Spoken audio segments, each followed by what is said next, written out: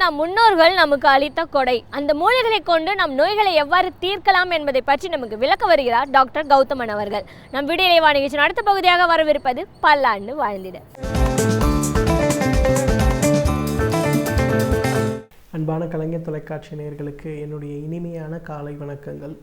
இன்றைக்கி நம்ம பார்க்கக்கூடிய தாவரத்துடைய பெயர் குடியொட்டி பூண்டு அப்படின்னு சொல்லுவாங்க.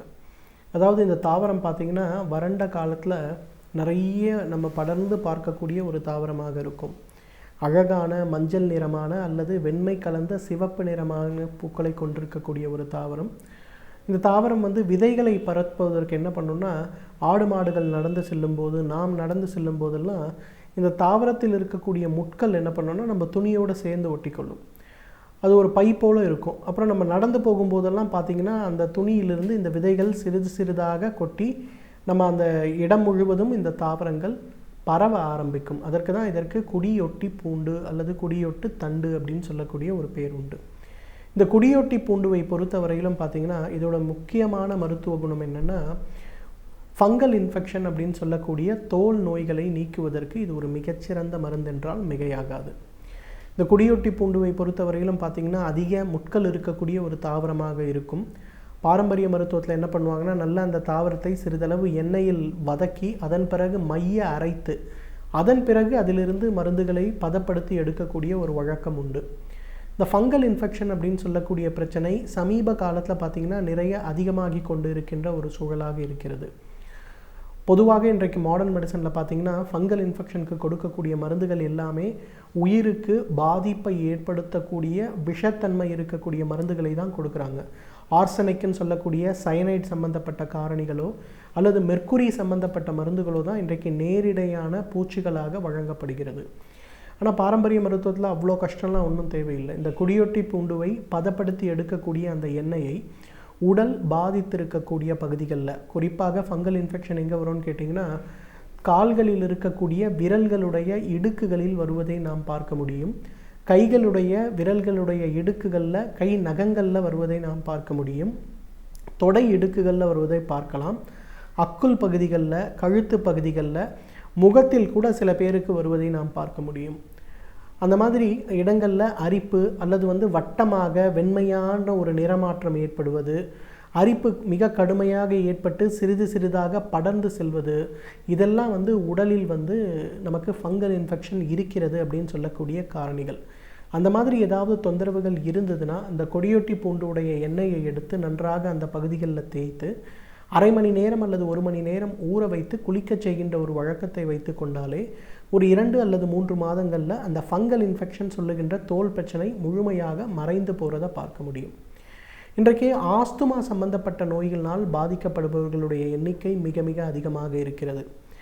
ஆஸ்துமாவுக்கு வழங்குகின்ற இன்றைக்கு மருந்துகள்லாம் பார்த்திங்கன்னா ஒரு புறத்தில் அந்த நோயை கட்டுக்குள் வைத்திருக்க உதவுகிறதே தவிர பெரும்பாலான நேரங்களில் நமக்கு உதவி செய்வதில்லை. ஒரு குளிர் ஏற்பட்டாலோ, ஒரு மழை ஏற்பட்டாலோ, அல்லது ஒரு வெளியிலிருந்து வருகின்ற ஒரு இன்ஃபெக்ஷன் நுரையீரல்களை பாதிக்கின்ற ஒரு வாய்ப்பு ஏற்பட்டாலோ உடனே பார்த்திங்கன்னா நெபுலைசர் தினசரி வைக்க வேண்டிய ஒரு சூழலோ அந்த மாதிரி நிறைய பிரச்சனைகளை உண்டாக்குகிறது.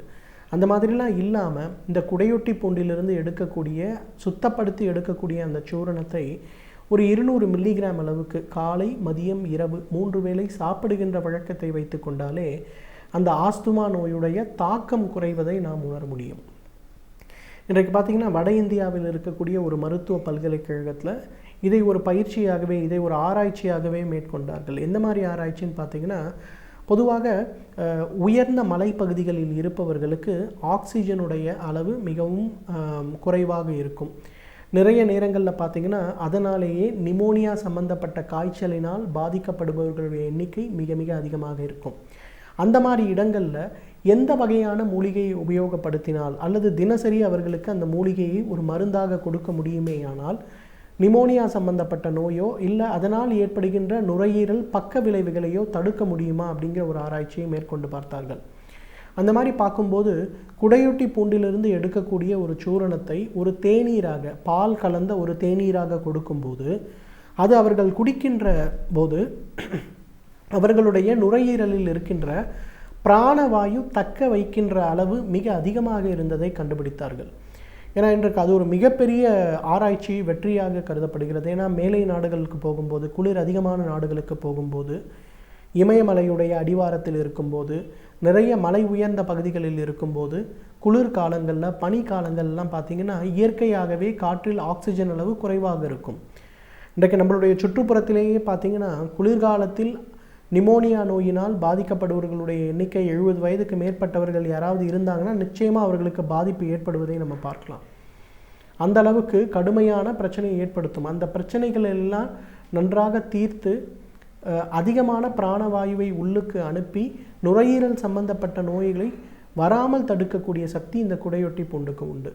குடையொட்டி பூண்டுவை பொறுத்தவரையிலும் விஷத்தன்மை இருக்கக்கூடிய ஒரு தாவரமாக இருக்கிறதுனால அந்த முழு தாவரத்தை பசுங்கோமியத்தில் பகல் முழுவதும் ஊற வைத்து இரவு முழுவதும் உலர்த்தி அப்படிங்கிற மாதிரி ஒரு 40 நாட்கள் அதை சுத்தி செய்து அதன் பிறகு மட்டும்தான் மருந்துக்கு பயன்படுத்துகின்ற வழக்கம் உண்டு. குடையொட்டி பூண்டிலிருந்து எடுக்கக்கூடிய உலர வைத்து அரைத்து துணியில் சலித்து எடுக்கக்கூடிய அந்த சூரணத்தை 200 மில்லிகிராம், ஒரே ஒரு சிட்டிகை சிறிதளவு வாழைப்பழத்தின் உள்ளே வைத்தோ அல்லது வெண்ணெயில் கலந்தோ கொடுக்கின்ற வழக்கம் இன்றைக்கும் நிறைய இடங்களில் இருப்பதை நம்ம பார்க்க முடியும். நிறைய ஆஸ்துமா சம்பந்தப்பட்ட மீன் மருத்துவம்லாம் நம்ம கேள்விப்பட்டிருப்போம். அந்த மீன் மருத்துவம்லாம் கொடுக்கும்போது பெரும்பாலான இடங்களில் பார்த்திங்கன்னா அந்த மீன் மருத்துவம் செய்யும்போது அந்த மீனுக்கு வாய்க்குள்ளே போடும்போது அவர்கள் போடுகின்ற இன்னொரு மூலிகை மருந்து இந்த குடையொட்டி பூண்டை சுத்தி செய்து எடுக்கக்கூடிய சூரணம் அப்படிங்கிற மாதிரி நிறைய மருத்துவ ஆராய்ச்சி குறிப்புகள் இருக்கிறது. அந்த அளவுக்கு பார்த்திங்கன்னா ஆஸ்துமா சம்பந்தப்பட்ட நோயை மிக வேகமாக கட்டுக்குள் கொண்டு வருவதற்கும் ஆஸ்துமா சம்பந்தப்பட்ட நோயினுடைய தாக்கத்தை குறைப்பதற்கும் குடையொட்டி பூண்டு சுத்தி செய்து எடுக்கக்கூடிய சூர்ணம் ஒரு சிறந்த மருந்தாக இருக்கிறது. இன்றைக்கு நிறைய பேருக்கு பார்த்திங்கன்னா சிறுநீரகம் சம்பந்தப்பட்ட கோளாறுகள் ஏற்படுகிறது. அந்த கோளாறுகள் ஏற்படும் போது பெரும்பாலான நேரங்களில் பார்த்திங்கன்னா அது அவர்களுடைய நுரையீரலை கடுமையாக பாதிக்க ஆரம்பிக்கிறது. அந்த நுரையீரல் பாதிப்பு கடுமையாக ஏற்படும் போது பார்த்திங்கன்னா அவர்களுக்கு மூச்சு விடுவது பிரச்சனையாக முடிகிறது. டயாலிசிஸ் செய்து கொண்டால் கூட நுரையீரல் பாதிப்பு கடுமையாக இருக்கிறது. ஸோ சிறுநீரக பாதிப்பினால் டயாலிசிஸ் செய்து கொள்பவர்கள் கூட குடையொட்டி பூண்டுடைய சுத்தி செய்யக்கூடிய சூரணத்தை ஒரு 200 மில்லிகிராம் அளவுக்கு தினசரி சாப்பிடுகின்ற வழக்கத்தை வைத்து கொண்டாலே நுரையீரலுடைய செயல்பாடு பாதிக்கப்படாமல் நம்மால் காப்பாற்ற முடியும். எனவே நேயர்களே, குடையொட்டி பூண்டு விஷத்தன்மை இருக்கக்கூடிய ஒரு தாவரமாக இருந்தாலும் கூட முறையான சுத்தி செய்த பிறகு தகுந்த மருத்துவ ஆலோசனையோடு உபயோகப்படுத்தும் போது ஃபங்கல் இன்ஃபெக்ஷன் சம்பந்தப்பட்ட தோல் நோய்களாக இருந்தாலும் ஆஸ்துமா சம்பந்தப்பட்ட நோய்களாக இருந்தாலும் ஈரல் மற்றும் சிறுநீரக செயல் குறைபாடுகளால் ஏற்படக்கூடிய ஆஸ்துமா நோயாலும் இருந்தாலும் கூட நல்ல ஒரு பலனை எதிர்பார்க்கலாம். தகுந்த மருத்துவ ஆலோசனையின் பேரில் சரியான முறைப்படி இதை உபயோகப்படுத்தினோம்னா நம்மாலும் பல்லாண்டு காலம் ஆரோக்கியமாக வாழ்ந்திட முடியும்.